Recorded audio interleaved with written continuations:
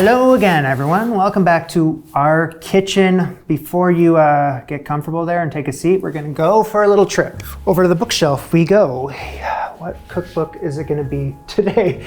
This is the name of the game with this new series, is I can just pick any old recipe from one of my books. Right, the series is called Spine and Dine. Spine and Dine. It's a controversial name, apparently. The comments were all lit up. A lot of people telling me you should change it. And well, I considered it. I was close to a lot of good suggestions. There was one in particular I was going to run with, and I found out that another YouTuber was using it, the name. I couldn't do it. So I got Spine and Dine. I like it. I'm going down with the ship with Spine and Dine. Also, I worked so hard on this thing. It'd be a shame to change that. So give it a few weeks. It's going to be rolling off your tongue in no time. Anyway, today's a big day over here. And I teased this last week, but this is awkward.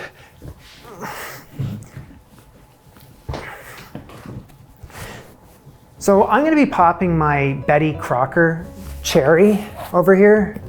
This is the Betty Crocker's cookbook.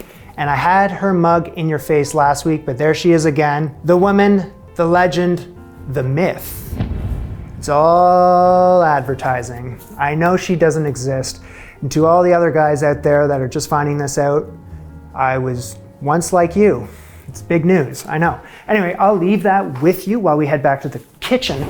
So when I'm thinking of Betty here, as I often do, the Crock Star, I close my eyes and I feel like I'm in between the 1950s, 1970s, that kind of period. That's what I see. That's the kitchen that I'm in. Actually, she did come out in the 1920s, old Betty here. I should have just brought it up. I do have the very first cookbook, Betty Crocker's Picture Cookbook. This one is from 1950. It cost $3.50 when it came out. That's a bargain. This is a brand new cover-to-cover revision that completely updates this one.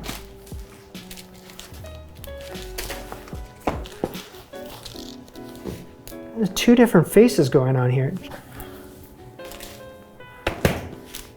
I did not realize that they always are updating her face. She's had a bit of a glow up. She started like there, okay, and then here, okay, a little younger. She looks nice. She loves the red though. You know, you flip through the book here and you can see why it's such a big hit. It's just very accessible, straightforward, easy to follow, jam-packed full of information in here. I should really just sit down and read it so I know what I'm talking about on my show. Instead, I'm just gonna flip to the chicken chapter. How about that? And I'm gonna cook up a chicken. That's gonna be my starting point. After that, I shall make up some chicken a la king, because that sounds interesting. Not familiar with the dish, but I do understand that there might be a crown involved. That's what we're gonna do.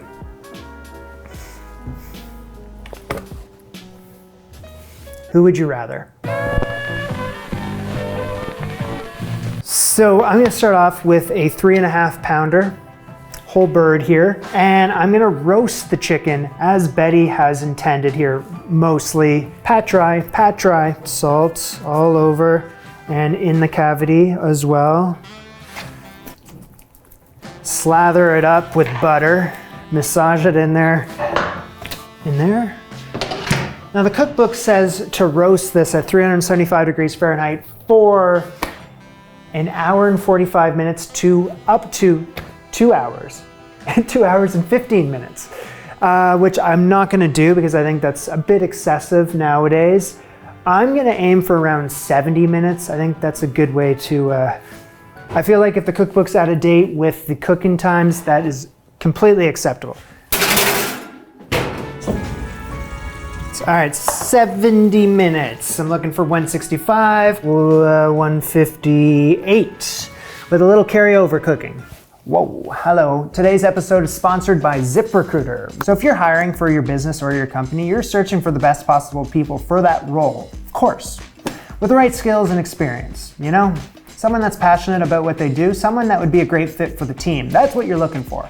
However, the whole rigmarole hiring process, that takes a lot of time that you probably don't have and a lot of work that you don't have time to do. With ZipRecruiter, you just post your job with one click and that instantly gets sent out to their network of millions of job seekers. Because their tech excels at identifying the most qualified candidates for a job by scanning resumes to identify whose skills and experience match your job posting. The results are speedy too. 4 out of 5 employers who post on ZipRecruiter find their quality candidate within the first day. Better believe that you deserve the best for your business, of course, so hire the best. With ZipRecruiter. You can try it out for free at ZipRecruiter.com/anti-chef.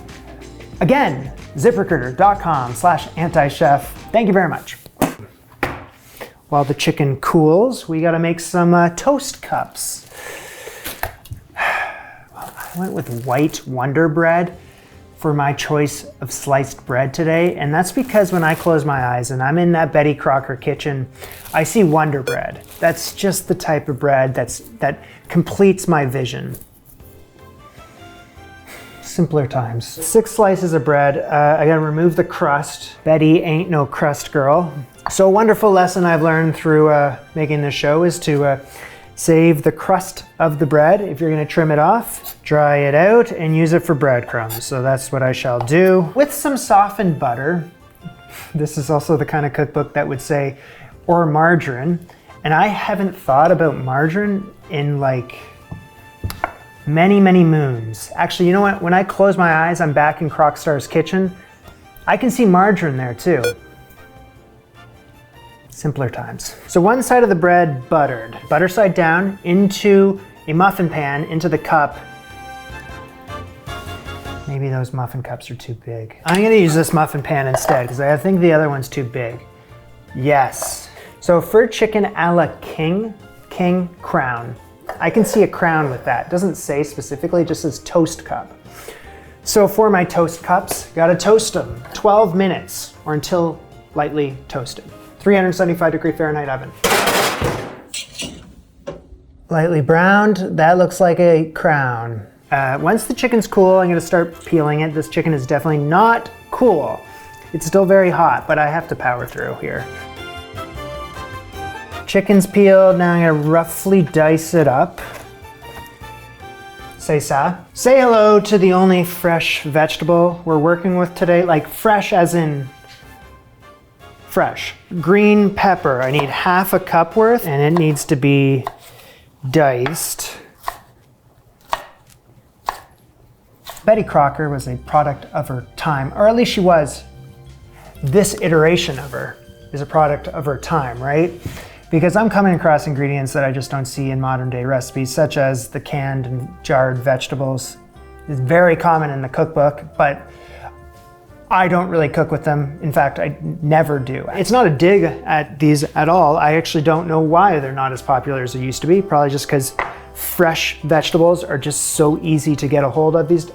Hey, Betty Crocker, Crocstar, talk to me. Why were canned vegetables so popular in the 60s?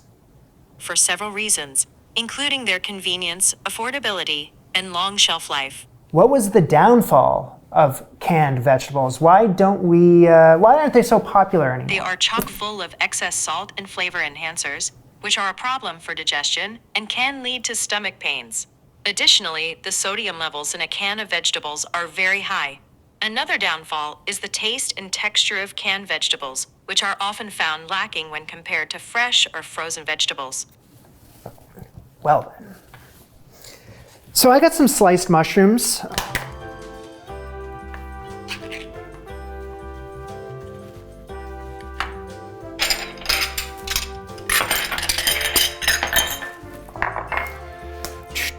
So drain it.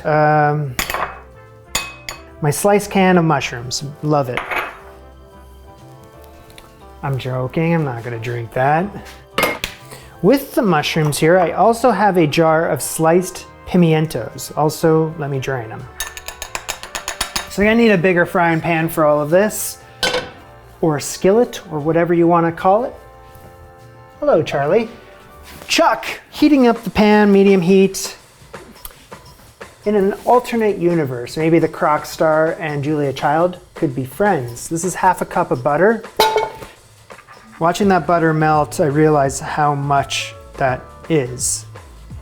C'est la vie. In goes the sliced green pepper, half a cup worth, can of sliced mushrooms. Cook this for 5 minutes. Looking at those mushrooms, they look a little different than what I'm used to. A bit slimier than I'm used to. After 5 minutes, I'm gonna blend in a half a cup of all-purpose flour, as well as a teaspoon of salt, and just like a hoot of pepper. It's a 1/4 teaspoon, but I'm going with a hoot. It's gotta be on a low heat too, so blend it in. She says to stir this until the mixture becomes bubbly. I don't know. I don't think she's gonna let me down here, but also I just need to cook the flour. I know that. 2 cups of light cream. Oh, I gotta turn the heat off. Turn the heat off. 1 3/4 cup of chicken broth as well.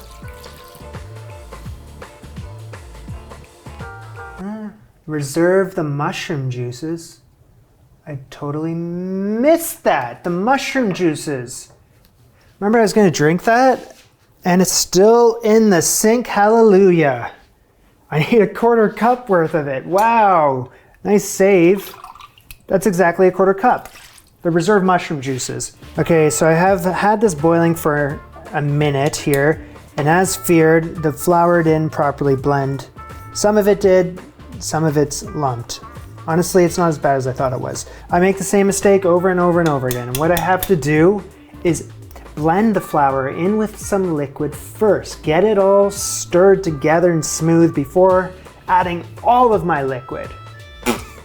2 cups of chicken. Say that's 1 and a bit, and that's around 2 cups of chicken. As well as that 1 jar of pimiento, sliced pimiento that is. Blend that, and then we stir that all together.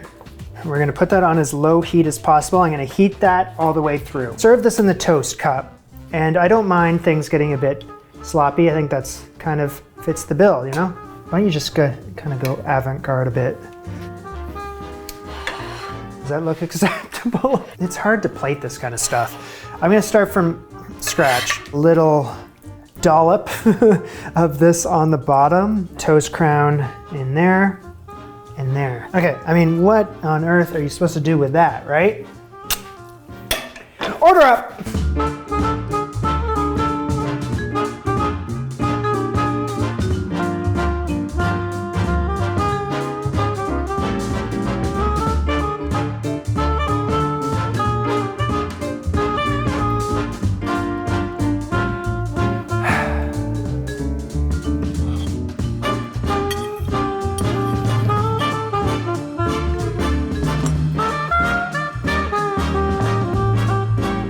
It's a blast from the past is what it is.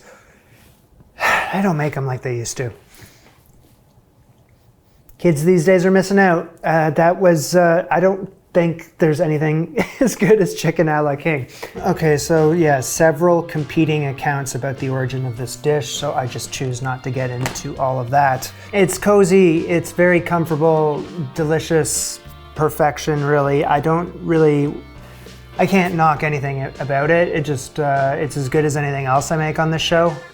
It really is. Like, look how serious I am. Now there's a French dish called the vol au vent, which is serving something like that in a pastry case. I haven't made it on the show just yet, but I feel like it's very similar to that.